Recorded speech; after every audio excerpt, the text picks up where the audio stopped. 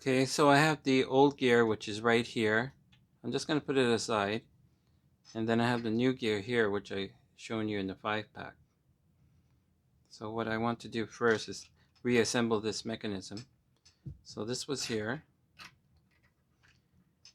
And our gear, this one, the new one, which will go on that shaft later through this mechanism, this piece here.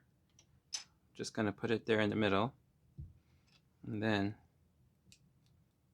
I'm going to attach this back together.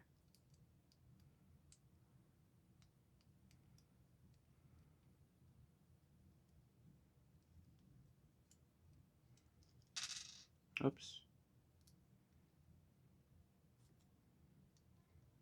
Goes in like that. Clips in.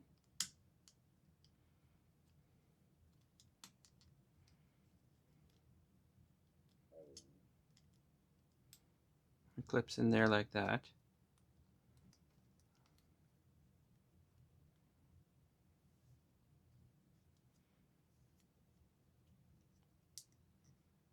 A little tricky to put it back in together.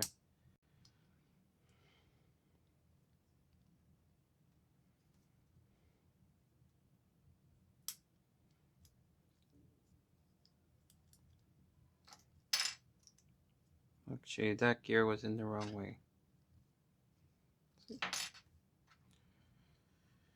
Put this gear back together like this, like that, and this mechanism right there. Make sure this clip goes in there. Actually, it's better to put the clip in. Okay. Okay, so here's the mechanism with the gear here, and the new gear is here.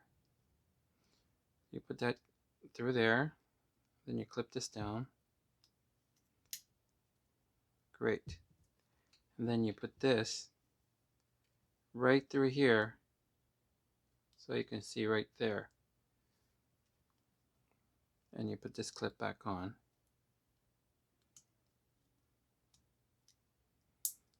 There we go. And then make sure that gear is not sliding in there. So I put this screwdriver in, make sure it's aligned with the hole. I'm just going to put this down right here. This is the way it's going to go in. Now what happens is that this white gear, it moves a locking mechanism inside and also keeps the carriage locked to the one side. So sometimes it goes off calibration because as this gear was trying to move this back and forth and not spinning this, and as this falls off, it spins it a little bit, so it's off calibration. So I determined already before that it should be furthest to the left, this white gear, to make sure that's a great starting point. Just calibrating that gear to be in the far left.